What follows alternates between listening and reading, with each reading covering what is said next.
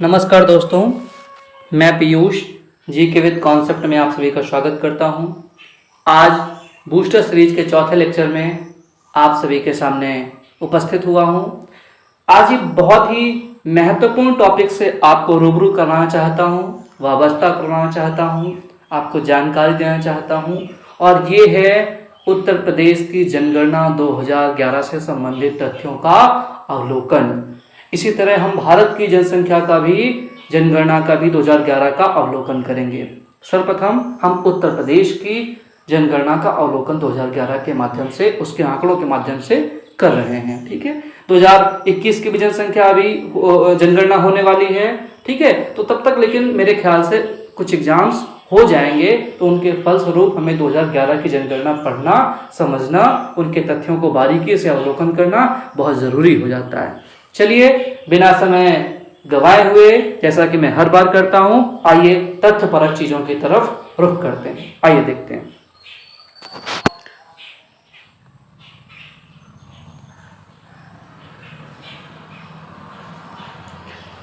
कुछ डेटा लिखा हुआ है, देखते हैं हम लोग कि भारत में जनगणना 1872 में लॉर्ड मेयो के कार्यकाल में हुई। सर्वप्रथम अगर आपसे पूछें कि भारत में जनगणना कार्यक्रम सबसे पहले कब लागू हुआ, तो 1872 ईस्वी में लॉर्ड मेयो के शासनकाल में। लेकिन व्यवस्थित जनगणना कब शुरू हुई, तो 1881 ईस्वी में शुरू हुई है, लॉर्ड रिपन के समय में।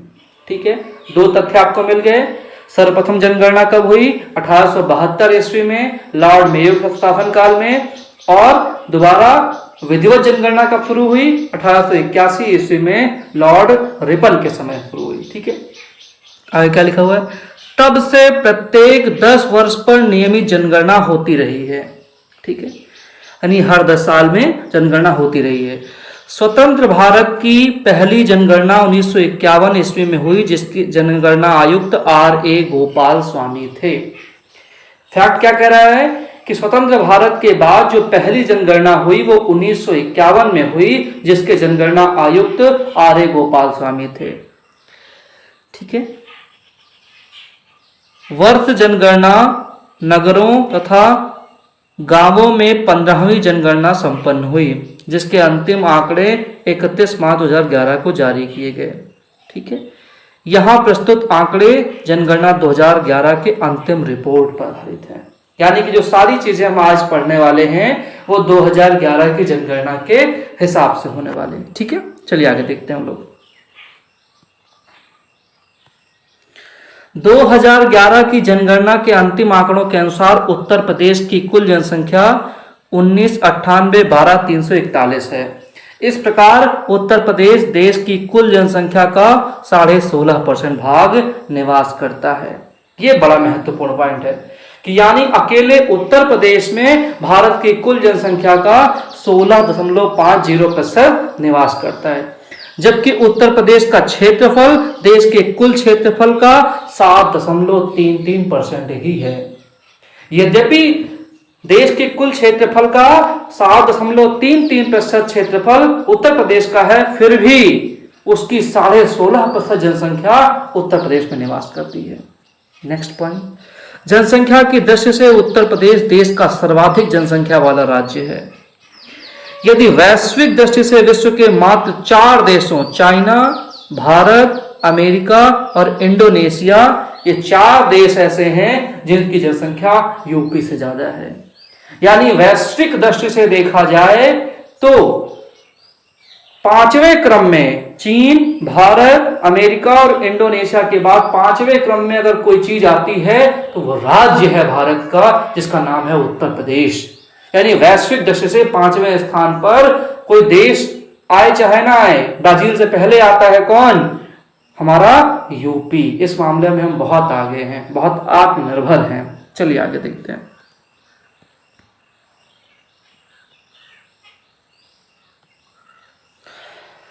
तो उत्तर प्रदेश का विश्व में जनसंख्या की दृष्टि से 5वां स्थान है। ठीक है, चाइना, भारत, अमेरिका, इंडोनेशिया फिर जनसंख्या की दृष्टि से 5वें स्थान पर रख सकते हैं वैश्विक दृष्टि से। देश में क्षेत्रफल की दृष्टि से 4th स्थान पर है कौन, यूपी। ठीक है, सबसे पहले राजस्थान, फिर मध्य प्रदेश, फिर महाराष्ट्र, उसके बाद अपना यूपी आता है। ठीक है, देश की कुल जनसंख्या में उत्तर प्रदेश की जनसंख्या का 6वां हिस्सा है, अर्थात देश का प्रत्येक 6वां व्यक्ति उत्तर प्रदेश का होगा। ठीक है, नगरीय जनसंख्या, नगर की जनसंख्या की दृष्टि से उत्तर प्रदेश का देश में महाराष्ट्र के बाद दूसरा स्थान है, अर्थात भारत की कुल नगरीय जनसंख्या का 11.79% भूभाग उत्तर प्रदेश में रहता है। यानी इस फैक्ट से हम क्या समझ पाए कि भारत की जितनी भी नगरीय जनसंख्या है उसका सर्वाधिक हिस्सा महाराष्ट्र में रहता है, उसके तत्काल बाद 11.79% के साथ में उत्तर प्रदेश का नंबर आता है नगरीय जनसंख्या में। आखिरी फैक्ट, ग्रामीण जनसंख्या की दृष्टि से उत्तर प्रदेश 18.63% जनसंख्या के साथ देश का पहला राज्य है। ये बात समझ आ गई।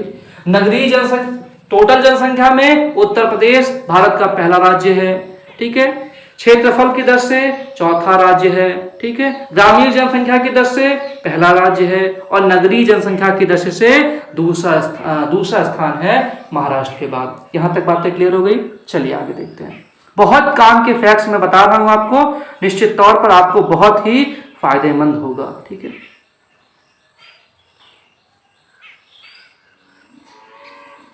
देखते हैं। ठीक है, धार्मिक जनगणना। ठीक है, धार्मिक जनगणना का क्या जिक्र है। सबसे पहले ये यूपी का भी है, आप इसको यूपी का भी कह सकते हो, आप इसको भारत की भी धार्मिक जनगणना के हिसाब से देख सकते हो। ठीक है, सबसे पहले हिंदू कितना है 79.73%, फिर कौन आता है मुस्लिम 19.26%, फिर उसके बाद देखो आप इनको अगर जोड़ लेंगे तो लगभग 99% तो खाली हिंदू और मुस्लिम हो गए। ठीक है, सिख, ईसाई, जैन और जैन के बाद आता है बौद्ध। ठीक है, सिख, ईसाई, जैन, बौद्ध, यानी कि ये तीनों के तीनों, ठीक है, चारों ये सिर्फ 1% में आ जाते हैं और बाकी ये दोनों मिलकर के 99% हो जाते हैं लगभग।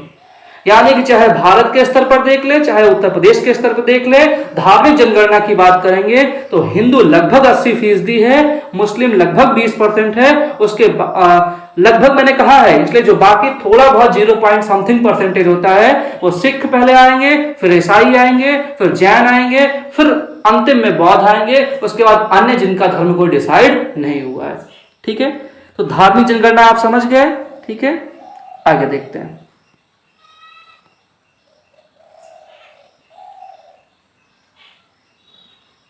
ठीक है, इसके अंदर देखते हैं। ठीक है, सर्वाधिक क्षेत्रफल वाले 5 जिले, सर्वाधिक क्षेत्रफल वाले 5 जिले और न्यूनतम क्षेत्रफल वाले 5 जिले। ठीक है, तो सर्वाधिक क्षेत्रफल किसका है, खीरी का। लखीमपुर खीरी उत्तर प्रदेश का सबसे बड़ा जिला है और कितना है इसका एरिया, लगभग 7680 वर्ग किलोमीटर। ठीक है, अब इसके बाद ये नहीं देखना है आपको। ठीक है, इस डेटा को याद नहीं करना है आपको।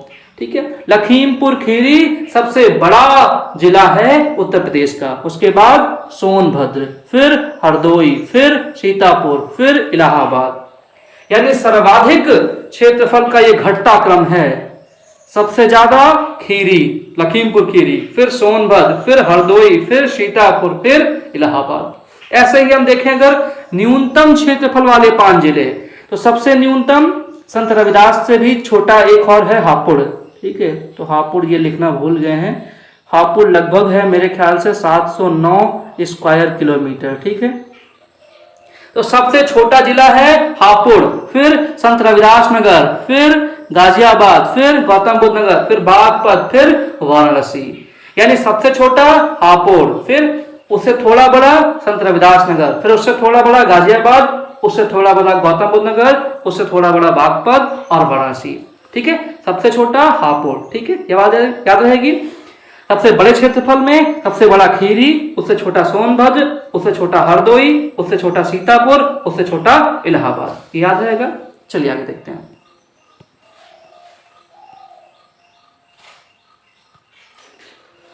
सर्वाधिक जनसंख्या वाले 5 जिले, ठीक है, और न्यूनतम जनसंख्या वाले 5 जिले। सबसे ज्यादा इस डेटा कोई मतलब नहीं। ठीक है, ये आप याद भी नहीं कर पाएंगे। आप इधर देखिए, सर्वाधिक जनसंख्या किसकी है? इलाहाबाद की, फिर मुरादाबाद की, फिर गाजियाबाद की, फिर आजमगढ़ की, फिर लखनऊ की।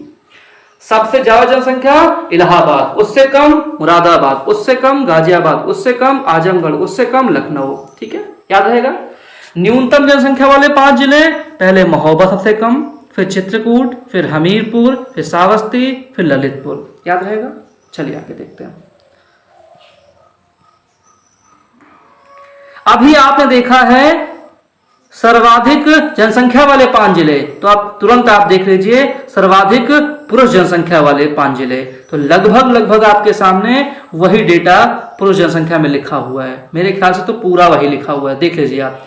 इलाहाबाद, मुरादाबाद, गाजियाबाद, कानपुर, लखनऊ, इसमें देख लीजिए इलाहाबाद, मुरादाबाद, गाजियाबाद, कानपुर, लखनऊ, ये सारे आपको बिल्कुल वही मिल रहे हैं। यानी सर्वाधिक जनसंख्या वाले 5 जिले चाहे बोलो और चाहे सर्वाधिक पुरुष जनसंख्या वाले 5 जिले बोलो, दोनों बातें क्या हैं? सेम हैं। ठीक है।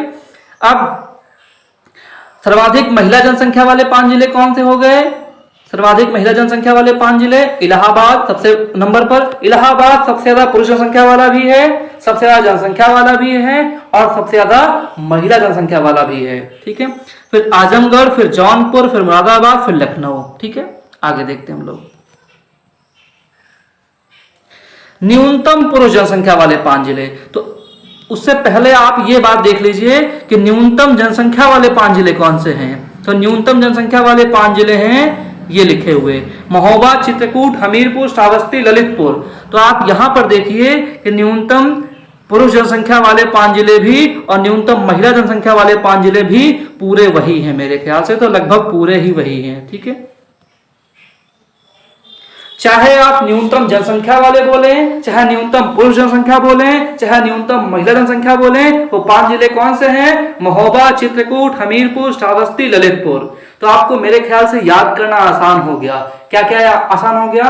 कि सर्वाधिक जनसंख्या वाले और सर्वाधिक पुरुष जनसंख्या वाले 5 जिले सेम हैं। ठीक है सर। और फिर न्यूनतम जनसंख्या वाले, न्यूनतम पुरुष जनसंख्या वाले और न्यूनतम महिला जनसंख्या वाले, ये 5 जिले सेम हैं। तो आपको सिर्फ 2 बार याद करना है। एक बार याद करना है सर्वाधिक जनसंख्या वाले 5 जिले, तो लगभग पूरे वो काम कर जाएंगे सर्वाधिक पुरुष जनसंख्या में और सर्वाधिक महिला जनसंख्या वाले 5 जिले में। दोबारा आपको याद करना है न्यूनतम जनसंख्या वाले 5 जिले, वो काम कर जाएगा आपका न्यूनतम पुरुष जनसंख्या वाले 5 जिलों में और साथ ही साथ काम कर जाएगा कहां पर? न्यूनतम महिला जनसंख्या वाले 5 जिले। तो मैंने आपको याद करना समझा दिया, बहुत आपको याद नहीं करना अलग अलग। चलिए आगे देखते हैं। सर्वाधिक दशकीय वृद्धि वाले 5 जिले। ठीक है, सर्वाधिक दशकीय वृद्धि वाले 5 जिले, तो सबसे ज्यादा अगर 2001 से 2011 के बीच में जनसंख्या बढ़ी है, दशकीय वृद्धि का मतलब क्या होता है? 2001 से लेकर 2011 तक कितनी जनसंख्या बढ़ी है। ठीक है, इसको बोलते हैं दशकीय वृद्धि। तो सबसे पहले कौन है? गौतम बुद्ध नगर, लगभग 49% जनसंख्या बढ़ी है। फिर गाजियाबाद, फिर श्रावस्ती, फिर बहराइच, फिर बलरामपुर। ठीक है। इधर क्या है? न्यूनतम दशकीय वृद्धि वाले जिले कौन से हैं? 5 जिले। सबसे कम बढ़ी है जहां जनसंख्या इन 10 सालों में, कानपुर नगर, फिर हमीरपुर, फिर बागपत, फिर फतेहपुर, फिर देवरिया। ठीक है। सर्वाधिक दशकीय वृद्धि वाले 5 जिले, तो कभी कभी आपसे पूछता है कि सबसे ज्यादा दशकीय वृद्धि उत्तर प्रदेश में किस जिले में हुई है, तो आपका उत्तर होगा गौतम बुद्ध नगर। पूछ लिया कि न्यूनतम दशकीय वृद्धि वाला उत्तर प्रदेश का जिला कौन सा है, तो आप बोलेंगे कानपुर नगर। ये डेटा नहीं पूछेगा आपसे, याद रखना। डेटा नहीं पूछेगा, क्रमवार पूछ सकता है आपसे। ठीक है, 5-6 जिले देंगे, उसमें आपको मिलान करना होगा। चलिए देखते हैं। अब देखो सर्वाधिक जनघनत्व वाले 5 जिले, तो सबसे ज्यादा जनघनत्व कहां पर है? सबसे ज्यादा लोग कहां पर हैं? जगह छोटी है, लोग ज्यादा हैं, तो वो गाजियाबाद में, फिर वाराणसी में, फिर लखनऊ में, फिर भदोही और फिर कानपुर नगर में। सबसे कम जनघनत्व कहां पर है? लोग कम हैं, जगह ज्यादा है, ललितपुर। ठीक है, फिर सोनभद्र, फिर हमीरपुर, फिर महोबा, फिर चित्रकूट। यानी सर्वाधिक जनघनत्व वाला जिला कौन सा है? गाजियाबाद। और न्यूनतम जनघनत्व वाला जिला कौन सा है? वो है ललितपुर। ठीक है। यहां पर क्या है? 1 वर्ग किलोमीटर में 3971 लोग हैं, यहां 1 वर्ग किलोमीटर में 242 लोग हैं सिर्फ। ठीक है, अंतर देख रहे हैं आप। नेक्स्ट, यहाँ बहुत समझाने वाला डेटा बिल्कुल नहीं है, क्योंकि सब फैक्ट्स हैं, समझने वाले हैं, अंडरस्टैंडेबल हैं, ठीक है। आप इनको समझिए, फैक्ट्स बनाइए, रटिए, दिमाग में रखिए, जैसा भी कर सकें आप उसको लगा करके दीवार पर याद करिए, जैसा भी आप समझ सकते हैं वह समझिए। इसमें समझाने ऐसा कुछ नहीं है। सर्वाधिक साक्षरता दर वाले 5 जिले, सबसे ज्यादा साक्षरता कहाँ है? गौतम बुद्ध नगर, फिर कानपुर नगर, फिर औरैया, फिर इटावा, फिर गाजियाबाद। लगभग 80% जनसंख्या जो है वो जीबीएन में, गौतम बुद्ध नगर में क्या है? पढ़ी लिखी है। फिर 79%, फिर घटता हुआ, डेटा मतलब नहीं है। न्यूनतम साक्षरता वाले 5 जिले, श्रावस्ती, यहां सबसे अधिक उपदेश दिए थे गौतम बुद्ध ने, उसके बाद भी आज तक ये सबसे न्यूनतम साक्षरता वाला 5 जिला है। क्योंकि इनको मतलब है कि हमने बुद्ध से ज्ञान प्राप्त कर लिया है, हमको कोई मतलब नहीं ज्ञान प्राप्त करने का, तो इसलिए सबसे पीछे चले गए ये। बहराइच, फिर मामा का गांव मेरा, बलरामपुर, फिर बदायूं, फिर रामपुर, ठीक है। तो ये न्यूनतम साक्षरता दर वाले 5 जिले हैं, ठीक है। नेक्स्ट, सर्वाधिक पुरुष साक्षरता वाले 5 जिले, ठीक है। तो लगभग डेटा मेरे ख्याल से वही है कि बदल गया, आप देख लीजिए, बदला हुआ है, ठीक है, कुछ बदला हुआ है, और लगभग मेरे ख्याल से तो बाकी वही है, लगभग वही है, ठीक है। तो आप देख लीजिए, डाटा लगभग वही है। तो जो सर्वाधिक जनसंख्या साक्षरता वाले 5 जिले हैं, वही लगभग आप देख लीजिए पुरुष साक्षरता वाले 5 जिले हैं। केवल मेरे ख्याल से औरैया बदला हुआ है, ठीक है, या गाजियाबाद बीच में आ गया, ठीक है। और न्यूनतम पुरुष साक्षरता वाले 5 जिले तो वो वही वाले हैं, आप देख लीजिए यहाँ पर, श्रावस्ती, बहराइच, बलरामपुर, बदायूं, रामपुर, ठीक है। और यही भी यहाँ भी है, श्रावस्ती, बहराइच, बलरामपुर, बदायूं, रामपुर। तो न्यूनतम साक्षरता वाले 5 जिले याद कर लो, पुरुष साक्षरता वाले अपने आप तैयार हो जाएंगे, और सर्वाधिक भी तैयार हो जाएंगे, न्यूनतम भी तैयार हो जाएगा, ठीक है। आगे देखते हैं।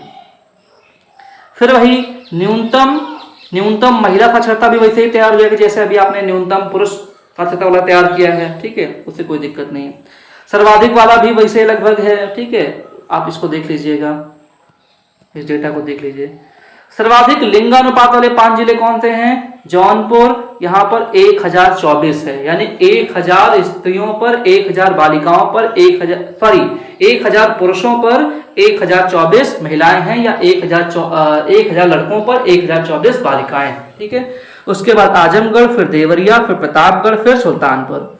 न्यूनतम लिंगानुपात वाले 5 जिले कौन से हैं? गौतम बुद्ध नगर 851 सिर्फ हैं, यानी कि यहाँ 149 लड़के कुंवारे हो जाएंगे। बागपत, फिर कानपुर नगर, बांदा, मथुरा, इनके डाटा एक ही है, औरैया और जालौन, ठीक है। आप देखिए, सर्वाधिक नगरीय जनसंख्या वाले 5 जिले कौन से हैं? तो गाजियाबाद में सबसे ज्यादा लोग रहते हैं, ठीक है, शहरी जनसंख्या, नगरीय जनसंख्या मतलब शहरी जनसंख्या। फिर लखनऊ में रहते हैं, फिर कानपुर, फिर आगरा, फिर मेरठ। ये पूछा आता है प्रश्न, 2022 में पूछा गया था पीसीएस में। न्यूनतम नगरीय जनसंख्या वाले 5 जिले, श्रावस्ती, चित्रकूट, कौशाम्बी, संत कबीर नगर और महाराजगंज।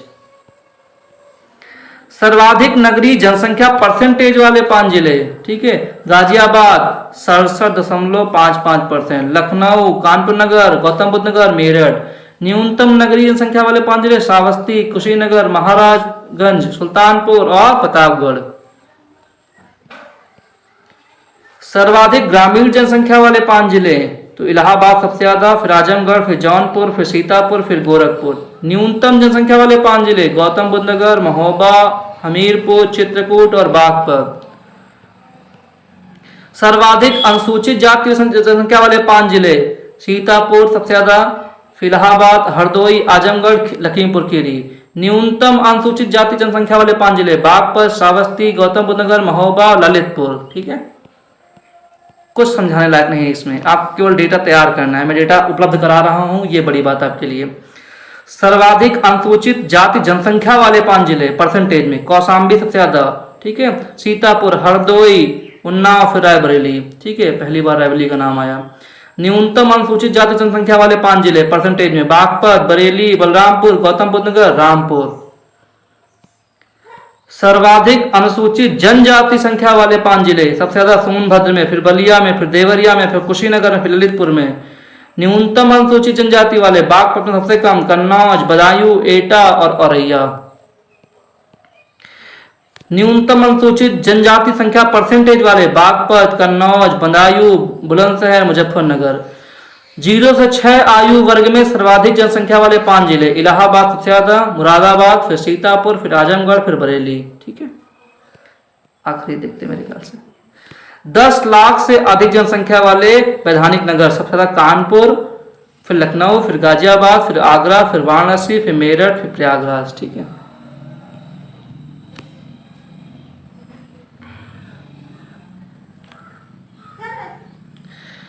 उत्तर प्रदेश का कुल क्षेत्रफल आपने लिखा ही था अभी। ठीक है, 2001 में ये था, 2011 में ये हो गया। ठीक है, भारत में उत्तर प्रदेश का स्थान कौन सा है? चौथा।